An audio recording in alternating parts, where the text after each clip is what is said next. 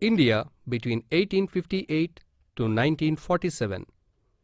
Political, economic, and social policies of the British. Introduction. The revolt of 1857 opened a new phase in the history of India. The reasons of Indian government were passed into the hands of Queen Victoria, and then ruler of England. To this effect, the British Parliament passed an act in August 1858, according to which the ruler of the English East India Company in the administration of India was ended. Our country came under the direct control of British government. A minister of British cabinet called Secretary of State for India was made responsible for administration in India. The Governor General of India was hereafter called the Viceroy. Queen Victoria issued a proclamation and it was read at a Darbar held at Allahabad on 1st November 1858. In 1870, a telegraph line was laid between India and England which enabled the Governor General to be in contact with the British government in his day-to-day administration. Financial policies. From 1858, the financial policies of the British also underwent some changes. Hitherto, there was no system of budget.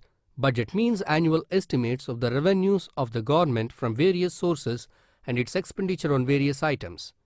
In 1860, the system of budget was introduced by preparing a list of items from which revenues were expected, such as post offices, railways, land revenue, stamp duties, excise, sale of opium and salt, etc. The revenues thus raised were distributed among central and state governments. On imports from other countries, customs duty was levied.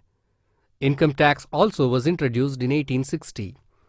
The people of India paid all these taxes to government which was not responsible for them. British policy towards Indian princes.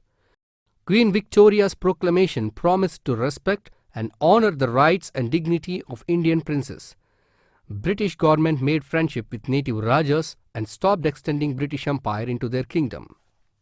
562 native states were ruled by native rulers. Some of them were as big as Britain.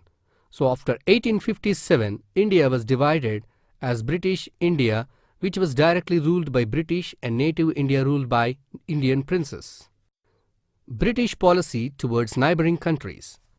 As the British were expanding their authority in certain Asian countries, Russia also wanted to extend its influence in Central Asia. The British waged wars on Afghanistan with an intention to increase their influence in that country and to check the Russian advance towards India. In 1839, British troops attacked Afghanistan, but the people revolted against the British interference in their country and demanded the restoration of Dost Muhammad. Consequently, the British were forced to restore Dost Muhammad. The British incurred heavy losses in this war. However, friendly relations were maintained between India and Afghanistan for some time.